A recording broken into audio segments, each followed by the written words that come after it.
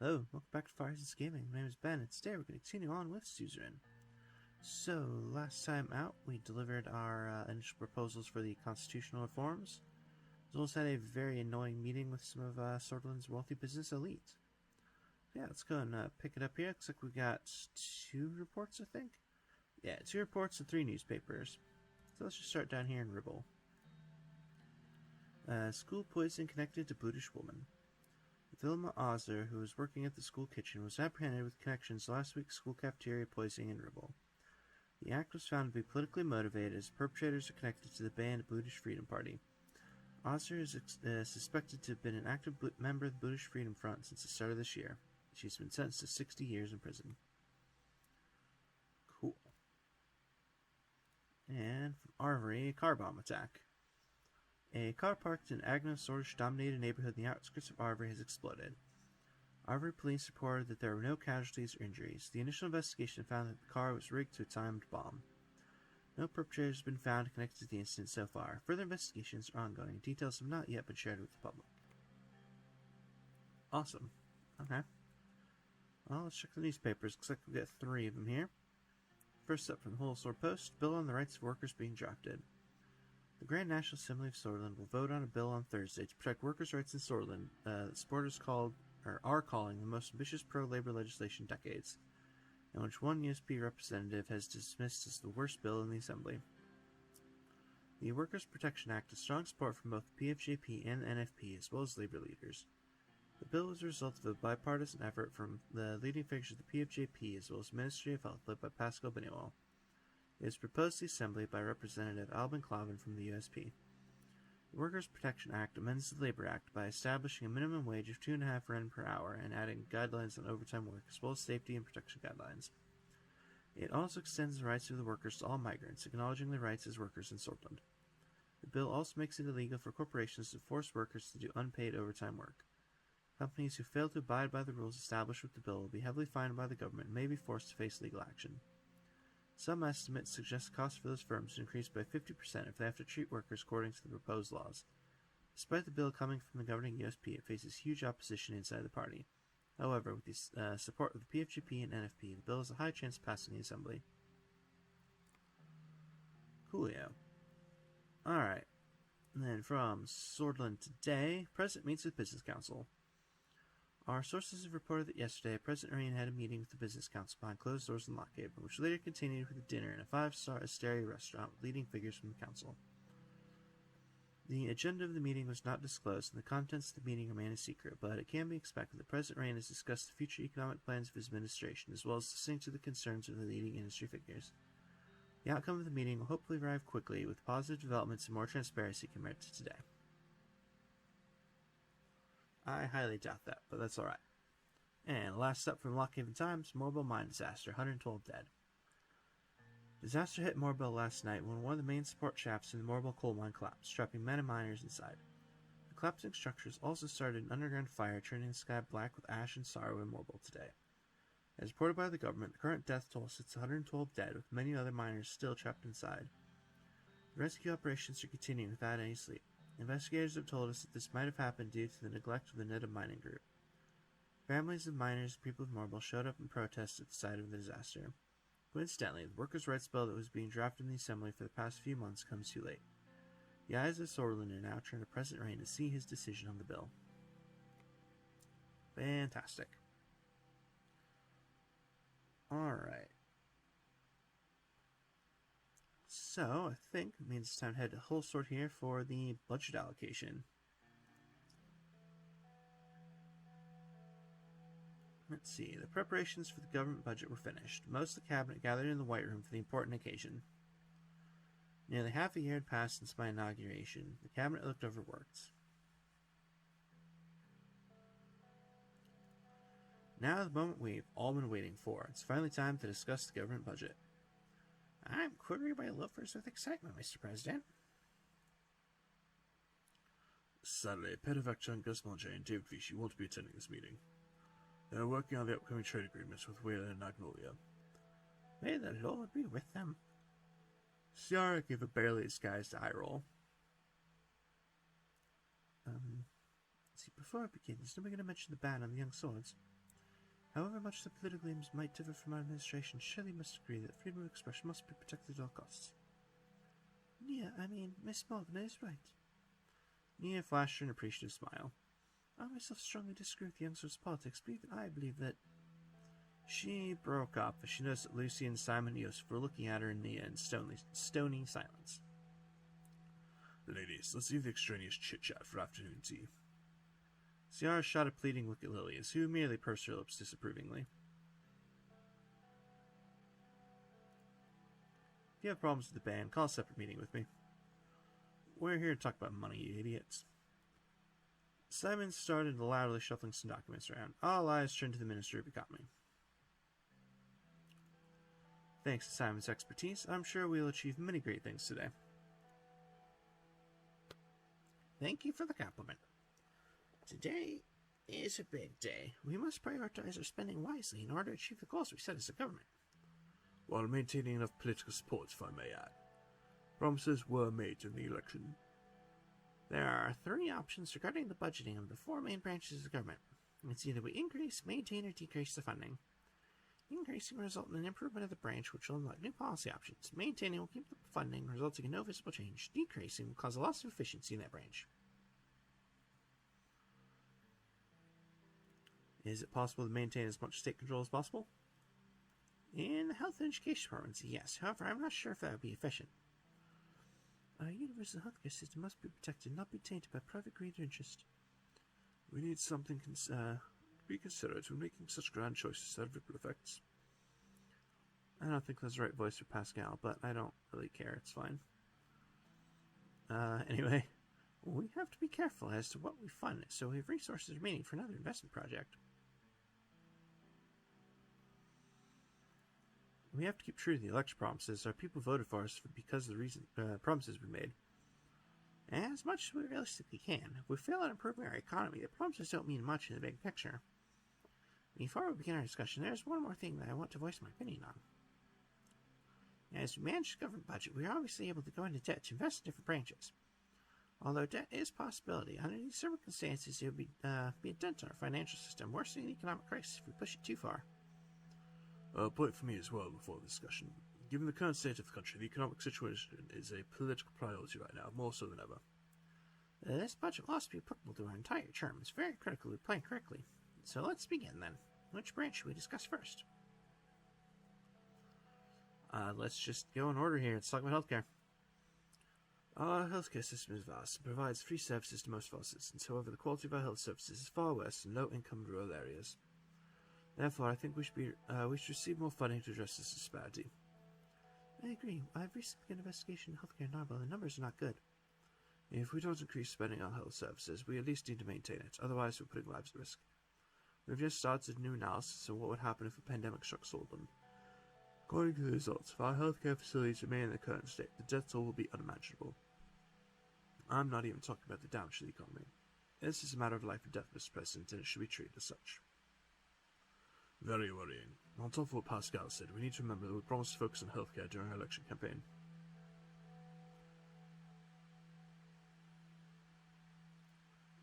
Well, we do need to improve healthcare. What else are we here for if we can't keep our people alive? Alright, what about law enforcement?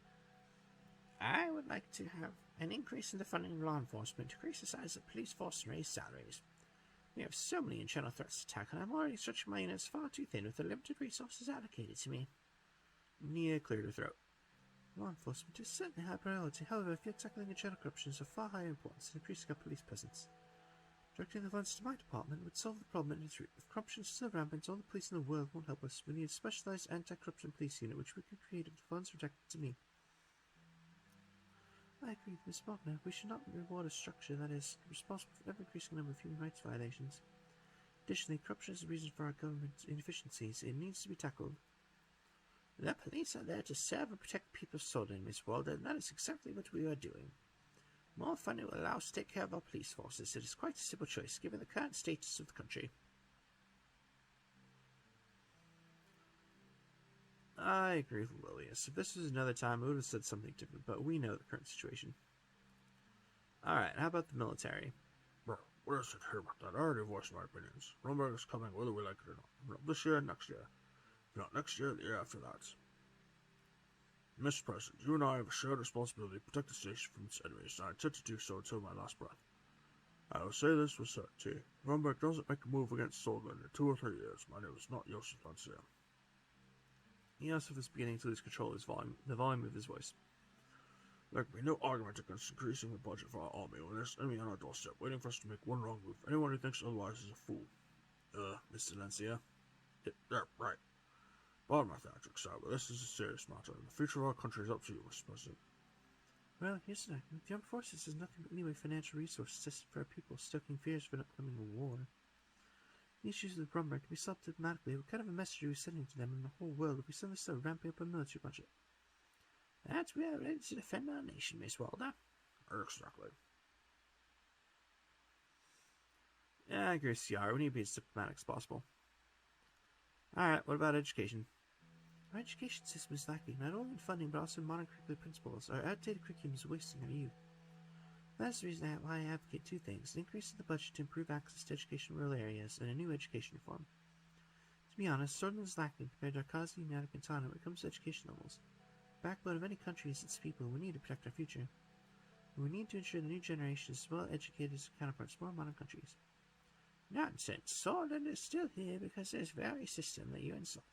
How can you insult a system that teaches our sons and daughters the principles of national identity and pride?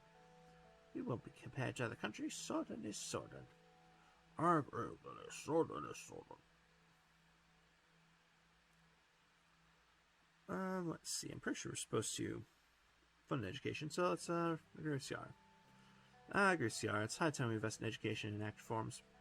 Very good talking points from everyone. Well then, time to make a decision on the budget has come. Consider it with care, Mr. President. So I'm going to place a stack of papers on my table. Sweetness. Alright. So we are supposed to fund education, healthcare, and law enforcement, and slash the military budget. Cool. Perfect. Works for me. So let us increase the health budget, increase education, increase law enforcement, and decrease the military. Yes. I finished allocating the government budget to the satisfaction of some cabinet members and the dismay of others. They and I knew this would define a significant part of our term. We have a deficit in our hands. We will need to resort to debt to finance future investments. The situation can have adverse effects if we don't strike a balance. Agreed. Well then, let's start with law enforcement. Nia and Lilius were both smiling. Thank you for this decision, Mr. President. I know you have serious reason on this, considering our national security threats are at an all-time high. I still disagree with Miss Groff on how the money ought to be spent, but the increased funding is certainly a step in the right direction. Any statements to the matter, sir? Law enforcement is a key branch, needs a greater budget due to the increased threats and need for security. We will make good use of these new resources and fight crime, terrorism, and subversives. Just as we serve this nation, having more support is a step in the right direction. Let's hear from the Minister of Education. Ciara was eager to comment.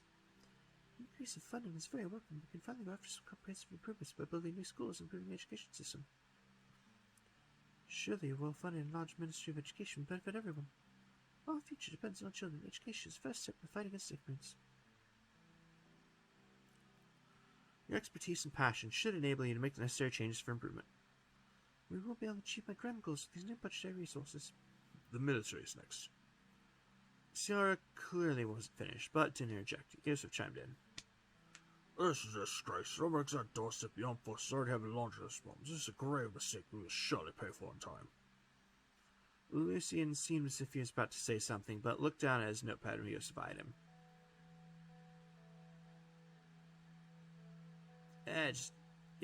Fuck that guy. Next up is health. Let's continue. Yusuf leaned back in his chair. Let's hear from Mr. Bennywall. Thank you, sir. This health budget increase has helped me to focus on improvements. Our people will now be safer than ever. I'm also planning to tackle issues like the issue of rural hospitals and the recently worrying numbers of maternal deaths. Welfare must remain a priority for our term. There's no other way around it. Healthcare is very important for us, and as we move forward, it will improve drastically. It feels invigorating to have waited for government behind my calls. That covers all branches. Each minister will approach you with their respective policy requests and expectations over the next year. Thank you for your time and participation in this significant moment. The meeting is concluded.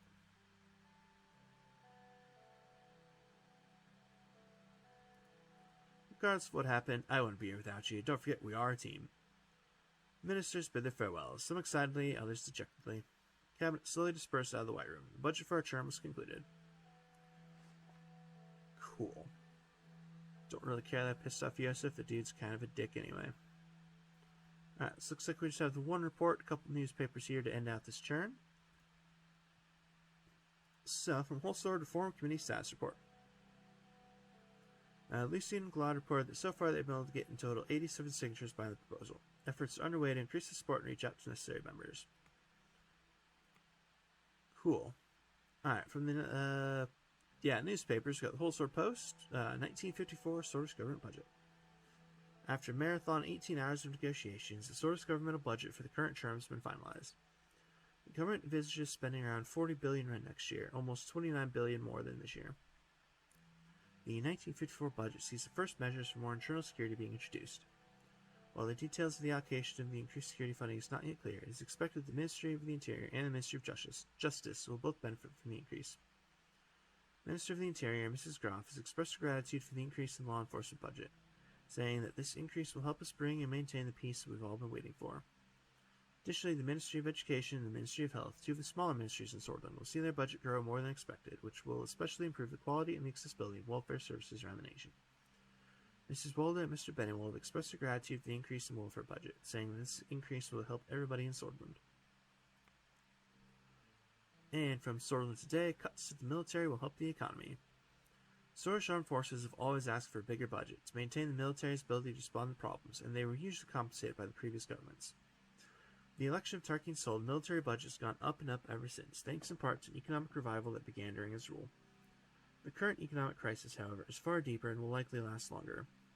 President Rain has seen that the Swordlish General Staff and its overseers in the Grand National Assembly are coming up with the military's budget requests routinely, but the demand for it is never justified due to the military services growing accustomed to a lenient attitude towards giving them whatever they want. Finally, a reduction in massive military spending comes during the country's economic meltdown. President Rain has already approved the reduction of the defense budget, which can be used to invest in the economy, which Swordland desperately needs. Despite criticisms from the Ministry of Defense, we believe that this decision will help the economy in the long term, as the already capable military forces of Swordland are no longer underfunded. Sweet. Alright, from the journal, it's just saying what we did there with the budgets.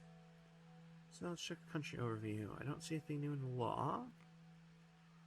Alright, military, decreased funding. Comes with the red situations of decaying combat readiness and discontent military personnel. Sweet. Pretty sure that means we're running into trouble, or running into the possibility of a coup. But we'll see what happens. Hopefully we can head that off. Alright, welfare. Active policies are increased healthcare and education funding, which leads to an orange current situation of relieved welfare system. Fantastic. Alright. Well, that looks to be everything here, so let's continue on to the next turn. Alright, or to the next chapter. Chapter 2, A New Swordland. Cool. Alright, so looks like we've got a whole bunch of reports here, a couple of newspapers. So let's go ahead and start down here in the southwest and just kind of work our way around the map. So, from Narbel, education in rural regions require improvements. Sarah Walder reports that the current education institutions in rural regions of Swordland have been largely neglected. As part of her analysis, the literacy rate in Swordland currently stands at 80%, while rural regions like Narbel has a literacy rate of only 64%. Lack of schools per capita also reflects these results. Fun. I assume we're going to work to fix that later. Alright, from Suzerain, massive network of BFF priests discovered. The Vice Minister of the Interior has reported the discovery of a large-scale underground network of the BFF that encompasses all cities in Berja. Under the guise of state-sanctioned priesthood, the BFF has recruited hundreds, possibly thousands of nerdy worshippers, including non-British citizens, to support the cause for independence. Dozens of arrests were made, but since most police officers don't speak Bluedish, it will be difficult to find the actual ringleader priests in the network. A request was made to ban Bluedish as a language from sanctuaries. Cool. Alright, from Lockhaven, Central Bank issues budget deficit warning. Central Bank of Swordsland issued a warning regarding the extensive government budget deficit that has occurred in the first year of the administration. The potential consequences of irresponsible economic management were highlighted. Edith Agnock related that a large deficit could have dire consequences if the strength of the currency and hamper the potential of the stale-to-recovery economy. I mean, our budget's sitting at a massive -1, so I think we'll be okay. Alright, from Laren, military equipment outdated. The General Staff has performed an analysis on our borders to assess their military defense capabilities against a potential Rumberg attack. The results show that our military equipment is outdated and needs replacement as soon as possible. The continuation of the worrying report shows that in the event of an attack, our border will be broken through easily, leaving the primary regions of Swordsland exposed. Cool. Well, if I do this right, we won't be going to war, so I don't really care. Alright, for Magnolia. Offshore drilling near Heli Island increased tensions. Magnolia has started a new drilling operation very close to the disputed territory of Heli Island. Tensions increased when the situation turned into a standoff between Voxlanian and Agnolian warships. It took several hours for the gridlock to be resolved, but the situation was de-escalated for now. Cool. Alright, from Benfi, the regional airport is overcrowded. We've been receiving reports about the capacity of Benfi Regional Airport. The mayor of Benfi is preparing to put forward a request for an investment to build an international airport in the city. For a touristic region like Benfi, he claims it would increase the overall prosperity of Swordsland. Okay, well, why don't you just use city funds to build your airport? I don't know, whatever. Okay. Anyway, let's check out the news. We got one from Lockhaven Times here. The Lockhaven League of Women March. Hundreds of women organized by the Swordfish League of Women marched and called for gender equality in the country. The group held signs highlighting the issues of domestic violence, the wage gap, maternity leave, and the sexist attitudes in the education system. Police forces quickly created a security cordon to protect the march after a large group of religious counter-protesters arrived. Calls for equality were drowned by the loud group of conservatives.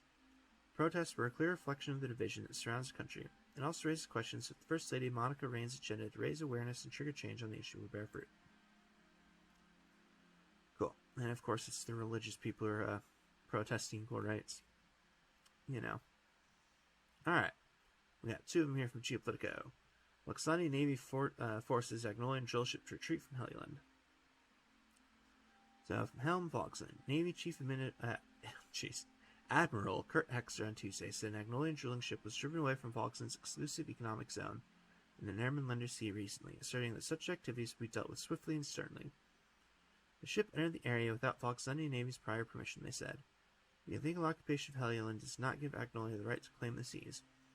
Our stance has been that if you do anything in a region, you have to notify us or take our permission, the Navy Chief said at a press conference, without elaborating further on the incident. Since 1950, there has been a permanent presence of the Voxlanian Navy in the American Sea, mostly in the form of an anti-piracy force. Experts are concerned about Agnolia's increasing forays around Heliland, which they believe may trigger a heavy response from Foxland. And Arkazi fires M4 ICBM. Dwight Walker has announced the first successful Arkazian intercontinental ballistic missile test, which was conducted at a military test site at the Noam Atoll in the middle of Oceania. The fired missile, codenamed Missile 4, flew several thousands of kilometers towards the direction of United Cantana, before crashing down at sea close to the abandoned radioactive Rostov Island. The missile test indicates that Arkazi wants to send a message to United Cantana about island bases in the middle of the Oceania, while displaying that the Arkazi military technology has advanced. Will Arkazi be able to catch up to United Cantana in the face of the growing contentious situation between the superpowers? I don't know. Guess we'll find out. Cool. Alright, that looks like everything. So let's head to Whole Sword here. Take a look at the Workers' Rights Act. Alright. So Section 1 establishes a minimum wage of 2.5 swords per hour. Section 2 sets a weekly maximum of 60 hours of labor. Section 3 establishes a double overtime pay per hour for 40 a week. Section 4 determines that workers are to be protected against occupational hazards and be provided humane work conditions. Section 5 establishes that migrant or undocumented workers have the same workers' rights as citizens. If any employer shall not abide by these rules, they will be heavily fined by the government, and if not corrected, will face legal actions. I don't see any reason not to sign it. So let's sign it. Alright, journal update, Turn 4, saying we signed the Workers' Act. And same thing with the country overview, just workers' rights reform. But we got 3 newspapers, presumably all bitching about it. So let's check out the whole Sword Post. New law on workers' rights. The Workers' Rights Act has been signed into law by President Rain after the approval of the Grand National Assembly by a majority vote of Monday following a 6-hour debate. Mansoon Leek, who campaigned heavily for the bill, also sought to express his gratitude for the confirmation of the new laws, saying it contained much vital rules and regulations for the workers, the backbones of our nation. The new law establishes minimum wage 2.5 rand per hour and sets a weekly maximum of 60 hours of labor. It establishes new rules and regulations for overtime payments and determines that workers will be protected against occupational hazards and provide humane work conditions. The new laws also establish that migrants are undocumented workers with the same rights as citizens. Cool. Alright, Lockhaven Times. Rain signs Workers' Rights Bill into law. The recently implemented Workers' Rights Bill caused the initial protests against the government to mellow down after the Morbal mine disaster. Chants of anger have turned into solidarity marches. One of the spokespersons for the Nedham Mining Group has accused President Rain of acting impulsively with the bill, saying that it puts too much weight on the businesses. After the public announcement, Nedham has received hundreds of lawsuits from people around the country. And from the Radical, Workers' Rights Bill signed. In a surprising move, President Rain has decided to do something right for his citizens by signing the Workers' Rights Act into a law. This looks as a publicity move after the terrible Morbal mining disaster. The new law establishes a minimum wage and sets a ceiling for the maximum amount of hours on top of new regulations for companies. Suzerain's move to give more rights to the workers has been welcomed by many. On the other hand, this may simply be a diversion from the actual real issues of the government. Alright, all that was different bitching than what I was expecting, but, whatever, still getting insulted. These newspapers are just such assholes sometimes. Alright, anyway. Then back to Whole Sword for a whole bunch of things. So let's start with the regional investment decision. Alright, Gus Monjay and Simon Hall have prepared an extensive regional investment package to revitalize one of the top 3 economically fragile regions by boosting the municipality budgets, providing large sums of business grants, giving cheap loans to companies with liquidity problems. The proposal can be implemented in one of the following regions: Berja, Lauren, and Ireland. Alright, and it looks like we want to invest in Berja, so let's invest in Berja. Cool. Country overview, just saying we invested in Berja. Journal, I assume, is going to be the same thing. Yep. One more newspaper from the Whole Sword Post. Government investment in Berja. The Swordist government has injected billions of rand into the development of the region of Berja. The Berja region was identified as one of the government's priority areas for luring energy investments. The city of Deir, Suzerain, and Sarna will likely benefit the most from the investments due to the proximity to natural resources, existing transmission links, and population centers. Planned projects in central and southern Berja are expected to bring thousands of jobs to the region. The government program is designed to attract investors and expand the energy network, as well as regional infrastructure, government officials said. A portion of the funding will also be used as agricultural subsidies. Sweet. Alright. Let's see here. So, I think let's go hang out with Monica first. Ooh, we got an achievement for something too. Achievement unlocked. Man of the people. No idea what that is, but that's okay. Alright, anyway. It was early evening, still light out with just a faint nip in the air. Franck was at a friend's and Gianna was at an art class. Monica and I decided to go out for a walk before dinner. Our favorite place for a stroll was the nearby Capitol Park, the largest green space in all of Whole Sword. Before the children were born, we had spent many an evening engaged in deep conversation along the riverside promenade. Another favored path wound through the woods behind the presidential housing complex to a private pond where the children could swim in summer. I was told that Sol himself had it built, with benefits being president. Monica met me by the door, and we put on our coats and hats. I was going to suggest we walk to Sol Square, but the guards told me it's been closed for yet another protest. And when are they protesting this time? What does it matter? They're two sides of the same coin. You always did leave yourself to people of the fray. Funny how becoming president changes one's perspective.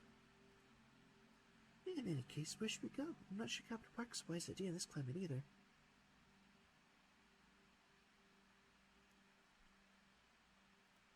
Nonsense. We are guards. There's nothing to be afraid of. Let's go to Capitol Park. If you say so, let's go then before the children get home.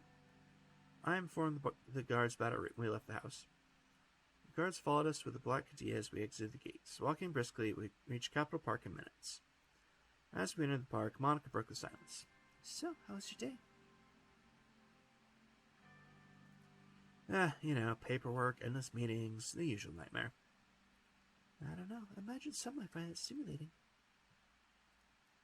Yeah, I don't know about that, but I hope yours was better. Oh, it was fine. I caught up on some reading with children at school. As we reached the river, we saw Jonas Krona, the former Minister of Justice, walking the opposite direction. I remembered that Nia Morgan used to be his vice minister. He gave us a quick nod of acknowledgement. Jonas had once fought hard and strong against Seoul's judiciary reforms, but after years of the government blocking his every move, he gave up on his ideals and became part of the administration.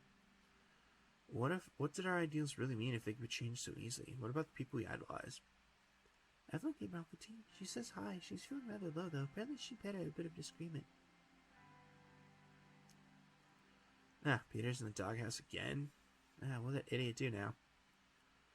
Apparently Peter had too much whiskey, as usual. Did behave when Evelyn's father was over for dinner yesterday. Peter, what do you think of this? That's Peter, perpetually pickled. I'll have a talk with him. Good. Evelyn said I'm close to tears.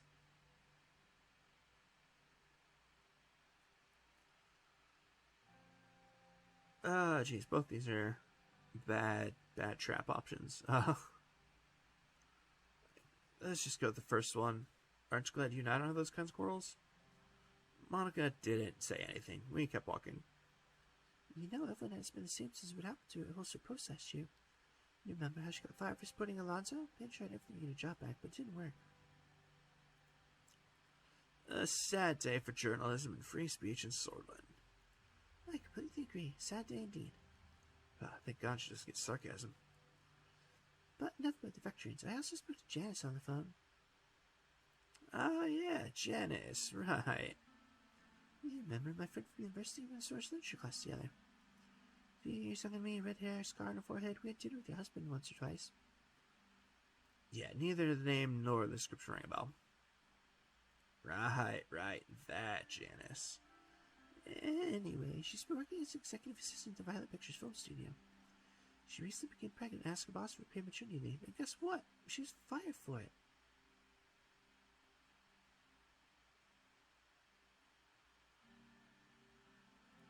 After asking for maternity leave? That's terrible. I know, I was beside myself when she told me. That's not all. They immediately replaced her with a younger, less experienced man, the son of an executive, no less. Nepotism, eh? They must have wanted him there all along. That's just what they did to her. I didn't say it was justification, just that's probably what they did. As it happens, another friend works for television station's hiring secretary, so I connected the two of them. That doesn't really solve the deeper problem, though. See, you're finally starting to see things my way. Women in this country still see as wives and mothers first, human beings second. They're harassed at work, underpaid, blocked from positions of power, and those are the lucky ones. The fact that there's still places in this country where little girls like Tiana are denied the right to an education. Yes, and I'll do what I can to change that. It can't just be you. These little girls and people like Janice need some speak on their behalf. A role model, a successful woman. We were right in front of one of the park benches that lined the river. Monica gestured to it. We sat down. Which brings me to my point. I know that the mayor of Annika, Curtin Less, will be delivering a speech at the annual opening of the Benton Festival. My wish is to take his place and deliver the speech instead. Les is one of Swordland's most influential politicians. He had started his career in Benfey before rising to power in Annika. Benfey's current mayor had personally invited him to make the opening speech. Replacing him with Monica would likely anger him. Not enough to cause major incident, but enough that he might not support me in the assembly. I want to base a speech on women's rights in Swordland, on the oppression and discrimination we face every day on the basis of our sex alone. I want our voice to be heard. This festival is the time to do it. I just need your blessing as my husband, the president of Swordland. Monica's eyes were blazing with fire I hadn't seen since we were students. She wanted this badly, but I had to be careful with my promises. Does it have to be at the festival? Why can't you make your speech another time? It has to be now. Thousands go to this festival. Millions watch the speeches at home. Swordland's really can't wait any longer. Absolutely not. Out of question. I don't understand. After all I've done to support you, you can't support me on this?